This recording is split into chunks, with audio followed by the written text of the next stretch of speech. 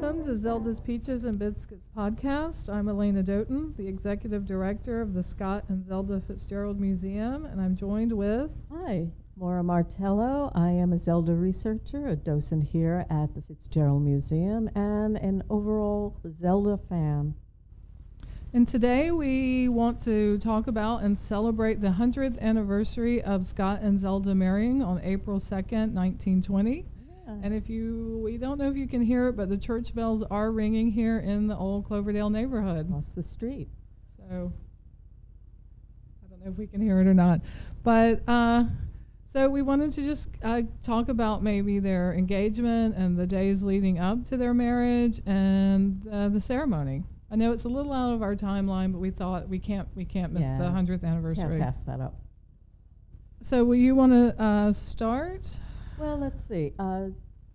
What date? I don't know the exact date that Zelda left Montgomery to New York City. Was it the day before? I think it's a day or two before, maybe. I don't know. In truth, I don't know how long it would have taken to travel by train to New York. Today, that train is the Southern Crescent, or the Crescent Line. It goes from New York down to New Orleans. Yeah, so I don't know. I should look that up. I don't know what it was called, but she would have left here at Union Station. Yes. And traveled to New York. We know that she was accompanied by her oldest sister, Marjorie. Marjorie, yes. Union Station is here in Montgomery. It's in downtown Montgomery. It's a very, very beautiful building, by the way. Well worth checking out if you ever come down and visit. It's right there on the Alabama River. And there are train tracks that still run through Montgomery. It's no longer a passenger. No, it's not. But it is freight. They do have, there is a Thai restaurant in what was the original waiting room. And they also have music. You can, under the train shed, there's a really nice kind of stained glass. It has a canopy over it. And they have different music events. I know Thanksgiving they have something called Funksgiving, and they normally have it's like a music venue. But you can still go today. It's very beautiful. It's also where the visitor center is. So if you're a tourist here in town, that's the first place you stop, and you pick up all the maps and things. And again, we'll put some of the images of what it looked like originally, some of the original postcards to give you a sense of what it looked like during their time. So we know that Zelda left Montgomery. She was dressed in a gray suit. It's been written up that she apparently was at her most beautiful when she was in Union Station. People were gasping apparently at her beauty and her radiance. In the Klein biography, it says, Zelda left Montgomery wearing a Confederate gray suit. I don't know why she says Confederate. Almost, according to Sarah Mayfield, the color of her eyes. Some people with her thought, this is a quote, some of the people with her thought they had never seen her look so beautiful before, said Sarah. A crowd of her friends laden with flowers for her saw her off at the station. And did you tell me prior to going on the podcast that some of her biographers had questioned why her friends didn't attend her in New York City, her Montgomery friends? Yeah, they said, I think it's Klein, says, astonishingly, not one of Zelda's many friends had been invited to the wedding. But we both found that a little odd. Yes, because why would you invite someone to a wedding in New York City? I mean... It's a long, long trip, I would imagine. It's 2 or 3 days, maybe. Yeah. I think the other thing that they address is that her parents didn't go. And then, in fact, in Save Me the Waltz, it's not that her friends see her off at the station, but Alabama is seen off at the station by her father. Yes. It's a very touching scene, in fact, in the book. Let me see. I think I have it here. She says, Alabama left her mother a note in her bureau drawer the day she went away. Dearest Mama, I have not been as you would have wanted me, but I love you with all my heart, and I will think of you every day. I hate leaving you alone with all your children gone. Don't forget me, Alabama. The judge put her on the train. Goodbye, daughter. He seemed very handsome and abstract to Alabama. She was afraid to cry. Her father was so proud. Joan had been afraid to cry. Goodbye, Daddy. Goodbye, baby. The train pulled Alabama out of the shadow-drenched land of her youth. The judge and Millie sat on the familiar porch alone. Millie picked nervously at a palmetto fan, and the judge spat occasionally through the vines. And then it goes, do you think we should get a smaller house? Millie, I've lived here 18 years, and I'm not going to change my habit of life at my age. Really touching. But it's interesting that she switches it, that her friends, you wonder what kind of goodbye she did have. That we don't know. We don't know if they saw her to the station. I think in a previous podcast on the sisters, we know that Clotilde was married to John Palmer in New Orleans, and that the parents did not attend that either. So in terms of precedent, they didn't seem to travel at this point in their lives. Yeah, I don't know if the judge's work schedule, didn't permit it. I know he was very dedicated to his office, so. Yeah, and I think part of their wedding gift to her was the train fare. Oh, Yeah, that's I don't know if interesting. I think that's in the biographies, as that was part of it. We do know Marjorie traveled with her. Rosalind and Clotilde already lived in New York, we think. We know from Yes. the letters, Dear Scott, Dear Zelda, that Scott, let me see, that he had made arrangements with John Palmer, who was Clotilde's husband, and with Rosalind regarding the wedding. I'm trying to see if I can find that. Yeah, I think that Clotilde was living at Larchmont, either Tarrytown or Larchmont, which are very close together. We said that. Yeah, we've already discussed that, but it's in Westchester County. So I guess they would have taken the train in, or are you telling me that they were booked into hotels here in New York City? I imagine they would have come in by train. I think they came in, it says that they were greeted at Penn Station in one of the, what you think that's the major hub still today. So in Penn Station, that's what, near Madison Square Garden today? You come out, yes. and it's not far from Broadway. I don't know New York. Where the Biltmore's still there. No, the Biltmore is not there No? anymore, unfortunately. The clock, the famous clock in which people met their dates beneath, is still there. It's in an office building now, a glass building, but it's very close to Grand Central, actually, much more so than Penn Station. Connecticut, I'm trying to think. Connecticut comes into people who travel from Westchester. I'm trying to think. I think they come in through Grand Central, not Penn Station. I'm looking. Sorry, I lost my place. Where he is having her travel, and then it says to Zelda, Princeton, New Jersey, March 30th, 1920. Talked with John Palmer and Rosalind, and we think it best to get married Saturday noon. We will be awfully nervous until it is over, and would get no rest by waiting until Monday. First edition of the book is sold out. Address Cottage until Thursday, and Scribner's after that. Love, Scott. So it's The reference to college, is that? I don't know if that's where he was staying. I seem to remember, and I could be wrong, that he, previous to they were getting married, he was looking for them a place to live in New York. Mm-hmm. And Clotilde and her husband lived somewhere in the city. I don't think they were in Larchmont. They lived on like 124th, 120. I'm still looking. Sorry. So you're telling me they were living in New Yeah, York I City. think both Clotilde and Rosalind were living in New York City. They were both living in New York City, and so they were making their arrangements. In terms of the wedding, according to Milford, what did she wear for her wedding? Oh, let's see what we have here. A suit of midnight blue with a matching hat, trimmed with leather ribbons and buckles. She carried a bouquet of orchids and small white flowers. So I guess all the biographers seem to agree that she wore gray on the train and was in blue, midnight blue, for the marriage ceremony at St. Pat's Cathedral in New York City.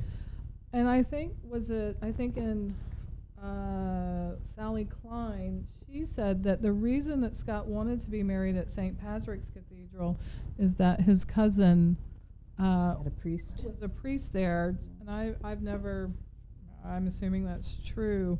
We know that they were married in the chapel, and we will post, I have some postcards of what the chapel looks like. I mean, it's obviously still there.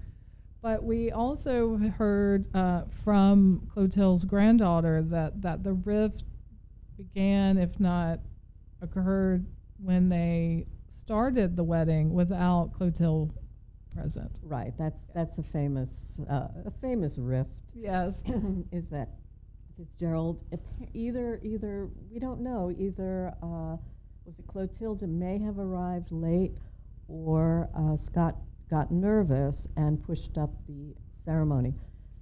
Yeah, I'm not sure the difference, but in his note to her, he talks about, in the telegram that we just read, that how he was already nervous about it. Yeah, I don't blame him. He's a groom. He's a Yeah. very young man. Also, I wonder if he thought that she might break the engagement again because well, she had broken it before. Right there I think in the one description right of the his, waiting room. he thought that he's quoted as that she, Zelda was cagey.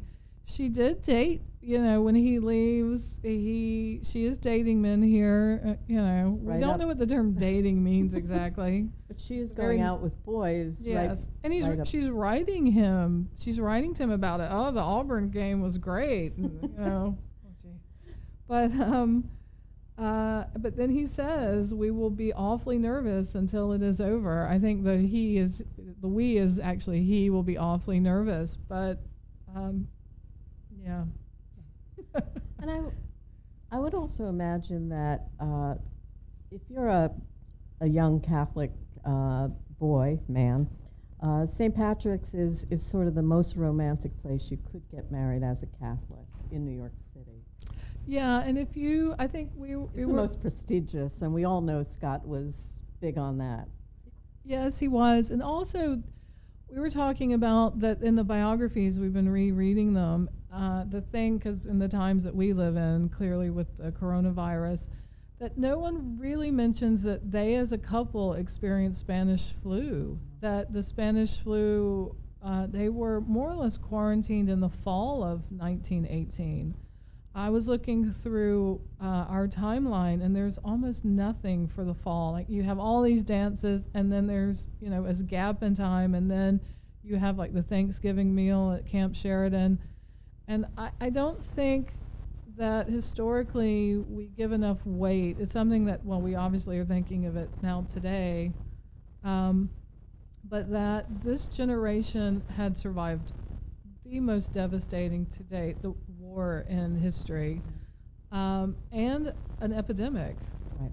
or I guess technically a Did it pandemic. sweep through Camp Sheridan? Yeah, we know that there were several deaths here. I think we posted on the Fitzgerald Instagram, the cautions, basically what we would call self-isolation or social distancing, but that there had been several deaths at Camp Sheridan. So when you think about the lost generation, or this post-World War I generation, I mean, they had survived a horrific war. We haven't really gone over World War I yet, but you have the introduction of biological warfare, mechanized warfare. You have the machine gun, early tanks, air. It was just devastating. And then you have a pandemic, and they survived it. So in the early 20s, you can see why there's so much joy and lack of restraint. It's I survived all this. So I think, and it was global, pretty yeah. much, that explosion of happiness and thankfulness and partying and well, drinking. because I know, I mean, we are in the middle of this, but even even here we're thinking, when this is over, we've postponed our spring gala, which is kind of a 20s party we have here at the house and on the lawn. That you're like, yeah, we're gonna have a good party. I can't wait to like this to be over, and just have this woohoo feeling. So you can imagine having survived all that, having survived a broken relationship, having survived the initial career pitfall. He quits being an advertising man and goes back to his parents. And now, before he's even married, he's the first printing of his book has been sold out. And now it's like, I have to get this girl. I mean, it's just, It is an amazing period in his life. Oh, yeah. It's kind of short-lived in a way, but it's. I know he does write at one point of how he burst out into tears. He was so, I don't know if they were tears of happiness that he was happy, or tears of sadness because he was happy. But it certainly was the high, probably one of the highest points in his life, never to be repeated. Yeah, I mean that's in a way the pitfalls of early success. Yeah, you just think they're what in 1920 he's just barely 24. He was born 96. She's born in 1900, so she's 19. His birthday's in the fall, so he's not yet. So they're 19 and 23 years old, and just a huge hit. To be extremely successful in New York City is very difficult. It's difficult today. It was difficult then. So can you imagine being a 19-year-old and having all this free money just being, tossed at you? I can't imagine it. And no wonder it went to their heads. Well, you have the indiscretions of youth, but then you have how much they survived. Just you can see why they have this carpe diem sense of, and in terms of our timeline on the podcast, it'll be a little while before we revisit when we get to the 20s, because we still want to talk about her formative years here and then their time together here. Yes, we'll go back in time. Yeah, but I mean, you can see why the 20s are so roaring. Is because it's just all these constraints are just being thrown off. Now, let me ask you a question. So they have a wedding ceremony which takes place in the rectory. It does not take place in the church itself. I think it's in the chapel. There's a side chapel. Okay. Yeah. Well, there are many side chapels within St. Patrick's. Okay. I would say there's close to I don't know exactly 25, which one they did, but there's one I know that they have a lot of weddings in. So I'm assuming. I don't know. Yeah. And then after the ceremony, there's no lunch.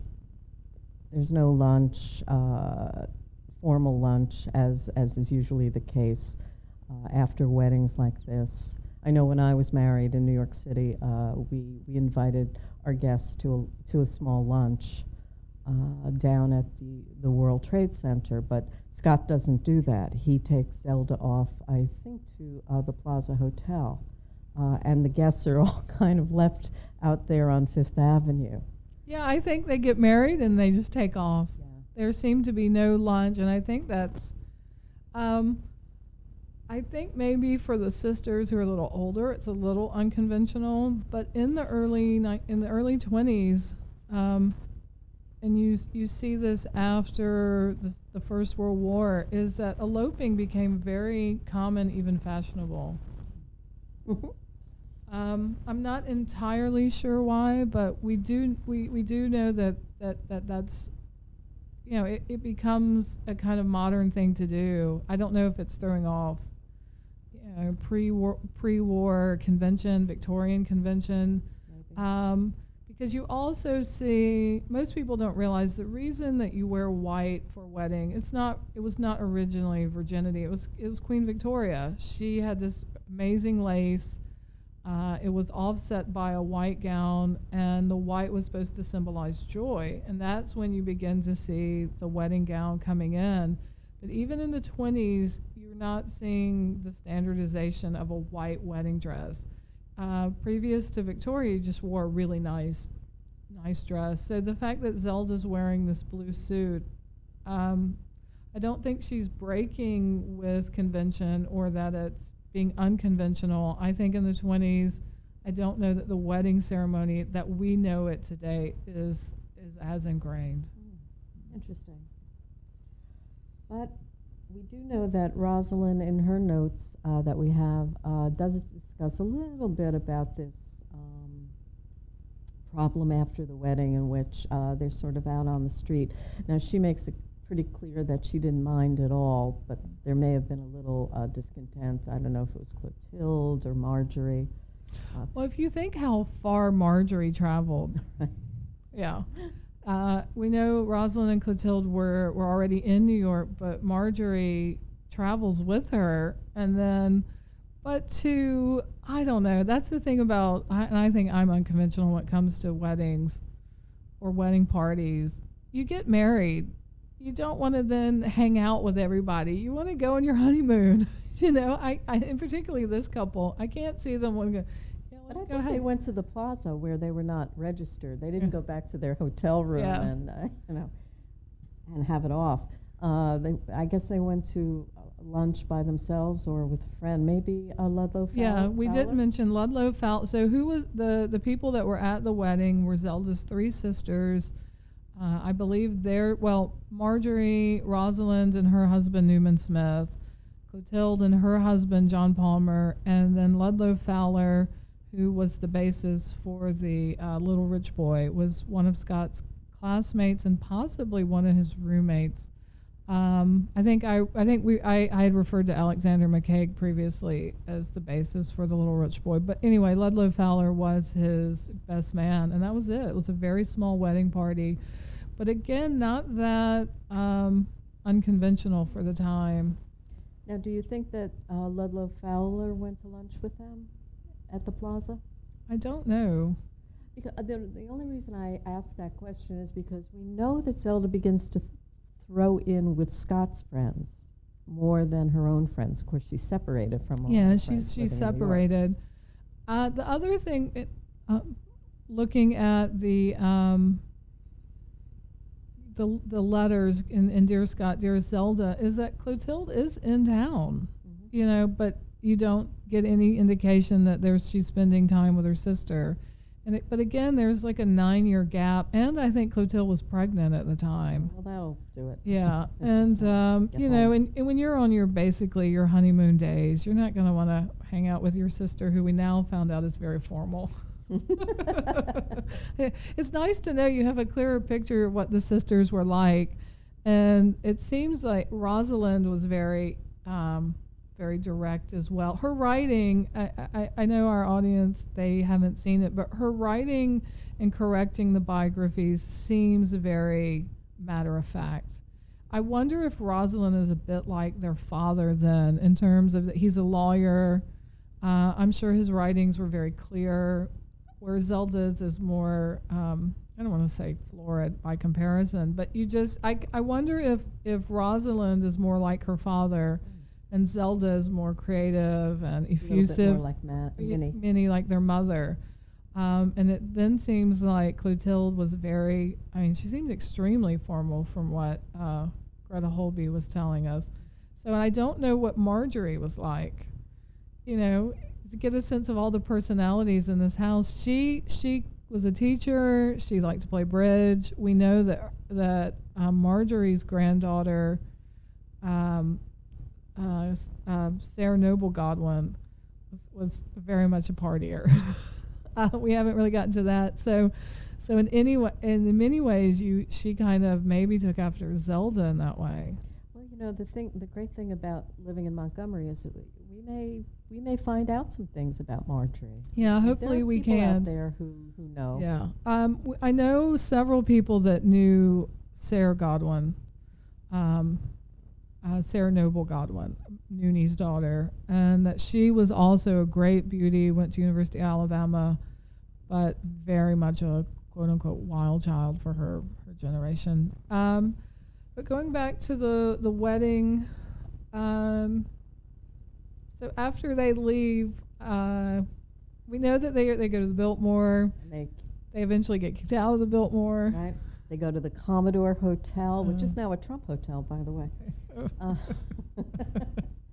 and they spin in the revolving doors for a half hour. This seems to me very 20s, Yeah. these kind of stunts. We also know that she is in various fountains. They're Union- riding on the top of the cabs. Yeah, Union Square, the Plaza Hotel has a fountain, of course, a famous fountain. She took a dive in that. We know that she's in Follies Curtain, a Greenwich Village Follies Curtain in 21, and she's literally diving into the George Washington Square fountain. And Scott's in, it's one, if you don't know, it's these big overture curtain fountains, and I think it's done by Reginald Marsh. It's like New York, it's Greenwich Village, and then it's almost caricatures, the style. And then Scott is in like a truck or a bus with other writers. And it was one of those things in the program you had to find the famous person in the crowd. But it's I think very telling that that she's included, but separately from Scott. They're not a couple. He's lumped in with writers, and she's separately jumping into a fountain. And that's also my other question is, in Montgomery, she's known for swimming in the fountain. But I don't know, did she swim in the fountain here? Or that's always been my question. Was she swimming in the Court Square fountain? Hebe's statues Yes, fountain. yeah. I have never read that. I've never read that. Now, local lore growing up, like I said, my entrance or my introduction to Zelda was someone asking my mother, these college students in the parking lot, hey, do you know who Zelda is? Okay, what she's known for? My mother goes, swimming in the fountain. And I don't know if that's something that was retroactively applied to Montgomery or if she had already swam here. Because, we know she's a lot of antics, shall we say, here in Montgomery. So I don't know if that's part of lore. It wouldn't have been in the newspaper. I don't know how we would... how we can find it out. Yeah, because that's what I wonder about her transition from Montgomery to New York is I think we're, in our early podcast, we've somewhat laid the foundation, is that her family were stars. Her father's a judge, but her mother is clearly a very prominent person socially here. Her sisters are, she is, and I think separate from them because of the age gap, and that she is very accustomed to being in the public eye. She's very accustomed to what we would now call fame. So transitioning to New York is not that big a deal. Well, I don't want to say it's not that it is, but it's not intimidating. I think we both kind of have a theater background, and you work with young actors, and then they hit. And I've seen behind the scenes how you go from just being, normal person to suddenly all this fame, and that it can really weigh on a person. It can become intimidating, and it can really negatively affect them in a way, because and in today we have cancel culture. But she didn't seem to have any problem making that transition. I think because she was already a star. Yeah. Any final thoughts on the wedding, or on their wedding day? What do you think let's talk about one other thing. I think the legacy of their marriage is still up in the air? No, I think it's still part of the lore of them, that they had this very storied romance, and that their early marriage defines a generation. That she is the first flapper. Gatsby still is read internationally. We know students read it, all over Europe, Asia, and that this time period, their marriage, their time immediately after their marriage, which basically becomes the foundation of Gatsby, still is the benchmark of describing the 20s. Yes. Yeah. I think I would agree with that. I think there's the romance of it, but I also think there's like the downfall of it. Well, they had nowhere else to go but down. Yeah. Well, I just think it's But somewhat. they had many good years until at least 10 good years Yeah. before things went sour for them. Yeah, I would if say. you think about, we think the Roaring Twenties, they just come in and it's this decade of prosperity, and then you have the crash and whatnot, 29, the Depression, and the early 30s. We've kind of compressed that into 4 months in our 20s. I mean, we were so hopeful for these 20s. Even at the museum, I think we were beginning to have record attendance, and now we're all in quarantine, and it's only April. Yeah. So hopefully we can bounce back. I think we've experienced all of the 20s in the first 4 months. That's interesting. That's an interesting point of view.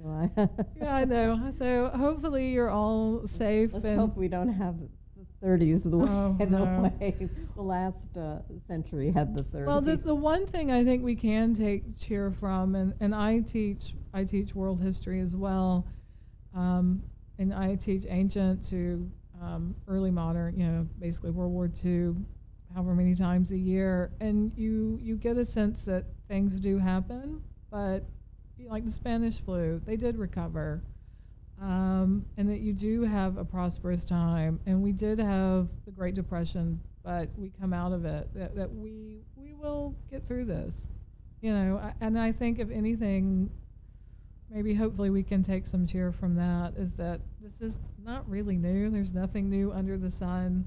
It's just new to us. It's new to us, but things are cyclical, and that we know that other people have survived worse, and that we will too. Yes. Yeah. I agree with that. And I think that's a nice way to end the podcast. Yes. So we hope you enjoyed this. You can again find us. We have our show notes are on our website at thefitzgeraldmuseum.org, and then you click on the show notes page, the podcast page button. We are on Instagram. We do have the Facebook group, and if you want to send us your suggestions or any feedback, you can do that at our email address, which is Zelda's Peaches and Biscuits, and is spelled out, at gmail.com. And we hope you are all well and safe, and we will be back next week. Bye.